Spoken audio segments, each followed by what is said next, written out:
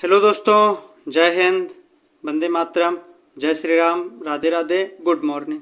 कैसे हैं आप लोग? मैं उम्मीद करता हूं आप लोग बहुत ही अच्छे होंगे और बहुत ही अच्छी तरीके से आप लोगों की पढ़ाई में मस्त और व्यस्त होंगे। तो जैसा कि आप लोगों ने थंबनेल में देखा होगा कि आज हम लोग पढ़ेंगे भारतीय संविधान की 12 अनुसूचियों को। और आप लोगों को अब रटने की ज़रूरत नहीं है, आप लोग बस खाली एक बार वीडियो को देख लीजिएगा, आप लोगों को एक ही बार में याद हो जाएगा। 12 के 12 अनुसूचियाँ आपको एक बार में ही याद हो जाएगी। ऐसी ट्रिक है कि आप लोगों को देखते ही सारी अनुसूचियाँ एक बार में ही याद हो जाएंगी। तो आइए ज़्यादा बात न करते हुए हम लोग डायरेक्टली अपने पॉइंट पे आते हैं। तो देखिए यहाँ पर लिखा हुआ कितनी अनुसूचियाँ भारतीय संविधान में? 12 अनुसूचियाँ। और आप लोग कमेंट बॉक्स में ये बताइएगा कि जब हमारा भारतीय संविधान बन के तैयार हुआ था तो उसमें कितनी अनुसूचियाँ थीं, कितने अनुच्छेद थे और कितने भाग थे। तो आइए देखते हैं अनुसूचियों को याद करने की ट्रिक। देखिए यहाँ पर लिखा हुआ पहली अनुसूची, इसके सामने लिखा है राज्यों के नाम है उनके न्यायिक क्षेत्र। अब देखिए इसको कैसे याद करेंगे। अब देखिए हमारा भारतीय संविधान तो बन के तैयार हो गया है और उसमें अनुसूची भी बन गई है। अब देखिए अब भारतीय संविधान बन गया, अनुसूची बन गई, लेकिन अब हम लोगों को रहने के लिए घर भी तो चाहिए। रहने के लिए हम लोगों को घर चाहिए ना, तो कहाँ मिलेगा? सबसे पहला काम क्या होगा? हम लोगों को रहने के लिए घर चाहिए, और घर कहाँ मिलेगा? राज्य मिलेगा। और तब तो हम घर का कुछ नाम रखेंगे ना, और उस पर न्याय करेंगे, वहाँ पर रहकर न्याय करेंगे, न्याय से रहेंगे।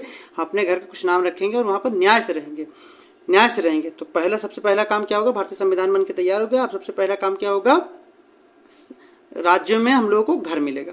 देखिए सबसे पहली अनुसूची राज्यों के न्याय में उनके न्यायिक क्षेत्र। देखिए आगे लिखा हुआ है दूसरी अनुसूची, इसमें है राष्ट्रपति तथा अन्य उच्च पदाधिकारी। अब देखिए अब हम लोगों को भारतीय संविधान तो बन गया, घर भी मिल गया। अब देखिए हम लोगों के ऊपर जो है, हम लोगों के ऊपर कोई एक अधिकारी बना दीजिए, कोई एक अधिकारी को ला दीजिए जिससे हम लोग कोई गलत काम ना करें, जिससे हम लोग क्या करें? कोई गलत काम ना करें। क्या ना करें? गलत काम ना करें। तो दूसरा काम क्या करेंगे? सबसे पहले घर दे दिए सबसे पहले अनुसूची में, उसके बाद में दूसरा काम क्या करेंगे? हम लोगों के ऊपर कोई अधिकारी ला देंगे। तो राष्ट्रपति तथा अन्य उच्च पदाधिकारियों के बारे में दूसरी अनुसूची में हुआ है। तीसरी अनुसूची, इसको कैसे याद करेंगे? अब देखिए तीसरी अनुसूची में क्या है? शपथ या प्रतिज्ञान के प्रारूप। अब देखिए भारतीय संविधान बन गया तो सबसे पहला काम क्या हुआ था? हम लोग को राज्य में घर मिल गया था। उसके बाद में दूसरी अनुसूची में क्या काम किए थे? दूसरी अनुसूची में हम लोगों के लिए कोई हम लोग के ऊपर उच्च पदाधिकारी को ला दिए थे, राष्ट्रपति या उच्च पदाधिकारी के प्रारूप। उसके बाद में अब देखिए राष्ट्रपति को बना दिए, अधिकारी तो ला दिए, लेकिन अब उनको शपथ दिलवाइए, उनको कसम खिलवाइए कि वो लोग अपने कर्तव्यों का बहुत अच्छी तरीके से पालन करेंगे, वो अपने अधिकार का गलत उपयोग ना करें, क्योंकि हमारे अधिकारी हैं तो अपने अधिकारों का गलत उपयोग ना करें। तो तीसरी अनुसूची में क्या काम करा जाएगा? उनको शपथ दिलाई जाएगी। क्या करा जाएगा? शपथ दिलाई जाएगी। तो तीसरी अनुसूची में क्या हो जाएगा? शपथ या प्रतिज्ञान के प्रारूप।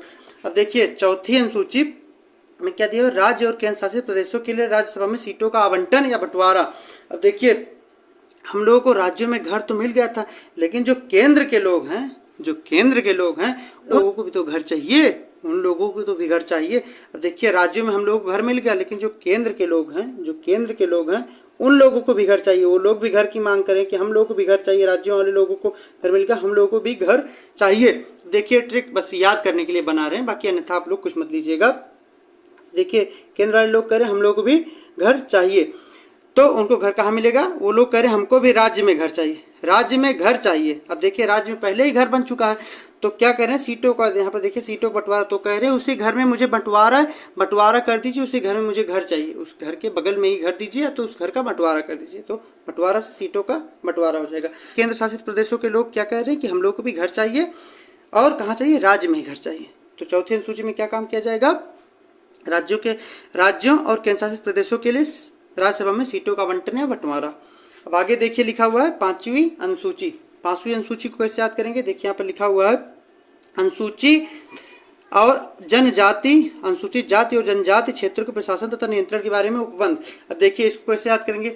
देखिए यहाँ पर लिखा हुआ है पांचवी, यहाँ पर लिखा हुआ अनुसूचित जाति और जनजाति। देखिए अब 5 सालों में चुनाव एक बार होता है, 5 सालों में हमारे देश में चुनाव एक बार होता है। जब 5 सालों में चुनाव होता है तो नेताजी आते हैं 5 साल में एक बार आते हैं। वो क्या बोलते हैं? जितने भी अनुसूचित जाति और जनजाति हैं उनके भलाई के लिए काम किया जाएगा, और हमारी सरकार बन गई तो हम लोग उनकी भलाई के लिए काम करेंगे, तो 5 सालों में चुनाव एक बार होता है, नेताजी आते बोलते हैं अनुसूचित जाति और जनजाति के भलाई के लिए काम करेंगे। तो 5वीं अनुसूची में क्या हो जाएगा, अनुसूचित जाति और जनजाति के क्षेत्रों के प्रशासन तथा नियंत्रण के बारे में उपबंध। 5वीं अनुसूची में क्या हो जाएगा, अनुसूचित जाति और जनजाति के क्षेत्रों के प्रशासन तथा नियंत्रण के बारे में उपबंध। अब आगे देखिए लिखा हुआ है हमारी 6वीं अनुसूची में क्या बताया गया, जो असम, मेघालय, त्रिपुरा और मिजोरम की जनजाति हैं उनके प्रशासन के बारे में बताया गया है, उनके प्रशासन के क्षेत्रों के उपबंध के बारे में बताया गया है। तो देखिए यहाँ पर क्या लिखा हुआ है, छठवीं को अगर हम 6 लिख सकते हैं ना, 6 कह सकते हैं ना, 6 कह सकते हैं। 6 से अच्छा, देखिए 6 से वाइस आ रही, अच्छा, क्या वाइस आ रही, 6 से अच्छा। छठवीं अनुसूची 6 से क्या वाइस आ रही, अच्छा।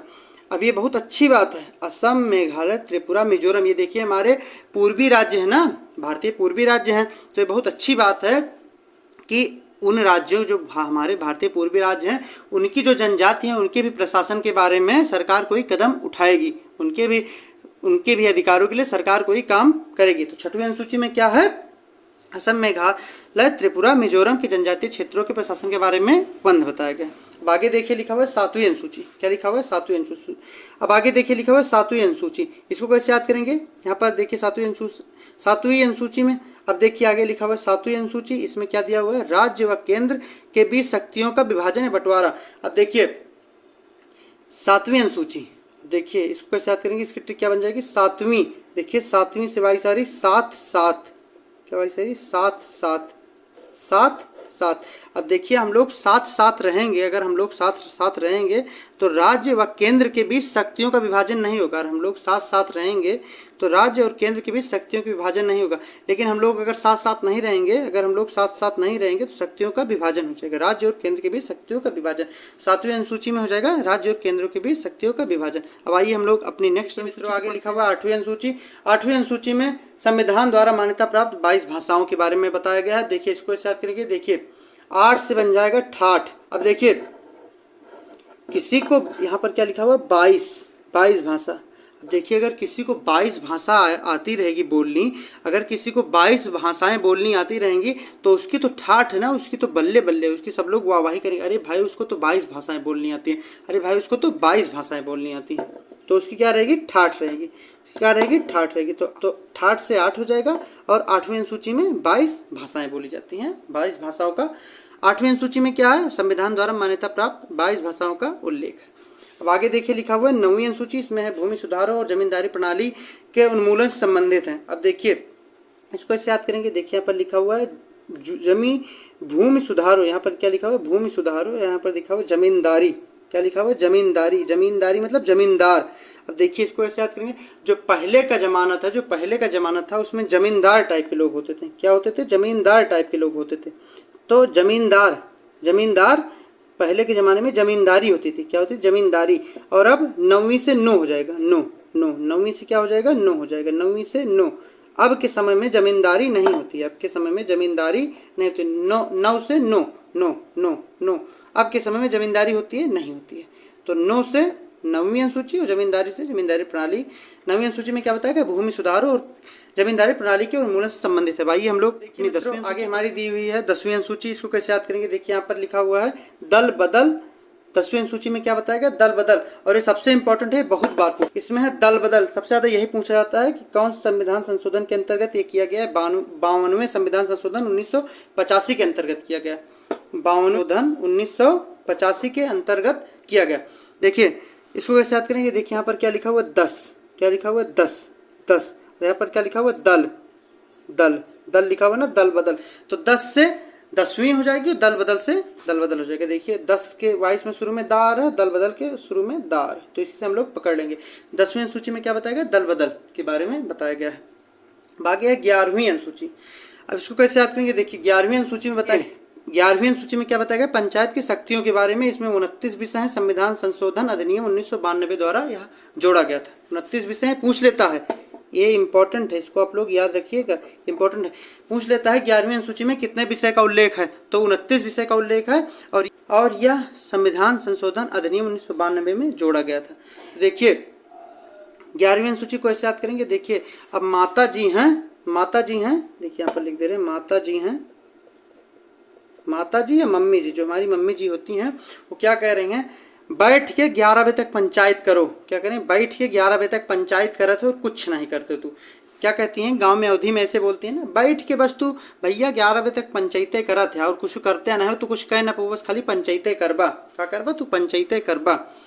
तो 11वीं से माता जी क्या बोलती हैं, 11 बजे से आप लोग 11 बजे तक पंचायत करते, तो 11 बजे से 11वीं अनुसूची हो जाएगा और पंचायत करते तो पंचायत की शक्तियाँ। 29 विषय संविधान संशोधन अधिनियम 1992 द्वारा जोड़ा गया। आइए हम लोग अपनी लास्ट मित्रों, हमारी लास्ट अनुसूची है 12वीं अनुसूची। इसको कैसे याद करेंगे? इसमें बताया गया नगर पालिकाओं की शक्ति के बारे में। इसमें है 18 विषय। ये 74वें संविधान संशोधन अधिनियम 1992 द्वारा ये भी जोड़ा गया था। ये भी मोस्ट इम्पॉर्टेंट है, ये इंपॉर्टेंट है। कभी कभी ये सन ही पूछ लेता है आप लोगों से। तो देखिए इसको ऐसे याद करेंगे। अब देखिए ऊपर हम लोग पढ़े थे 11 बजे 11वीं अनुसूची में कि माता जी क्या कहती है, आप लोग बैठ के बस 11 बजे तक पंचायतें करा था।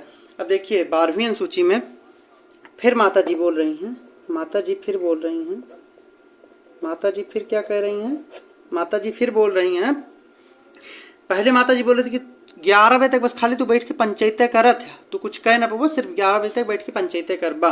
तो 11वीं अनुसूची आप लोगों को याद ही हो गई थी। अब 12वीं अनुसूची माता जी क्या कह रही हैं, तुम जो है, तू जो है 12 बजे तक दोपहरिया 12 बजे तक नगर में टहरत हो, दोपहरिया 12 बजे तक नगर में टहरत हो। तो इससे क्या हो जाएगा, माता जी अवधी भाषा में बोलती हैं अपने बेटे को, तुम 12 बजे तक नगर में टहरत हो, तो कुछ कह ना पाओ, रात में 11 बजे तक बैठ के पंचायत करो और 12 बजे तक नगर में ठहरो। तो 12वीं अनुसूची में क्या हो जाएगा, नगर पालिकाओं की शक्ति। याद हो गया आप लोगों को? ट्रिक फनी है लेकिन आप लोगों को एक ही बार में याद हो जाएगा। तो 12वीं अनुसूची में क्या है, नगर पालिकाओं की शक्ति। 18 विषय, ये जो है 74वां संविधान संशोधन अधिनियम 1992 द्वारा जोड़ा गया था।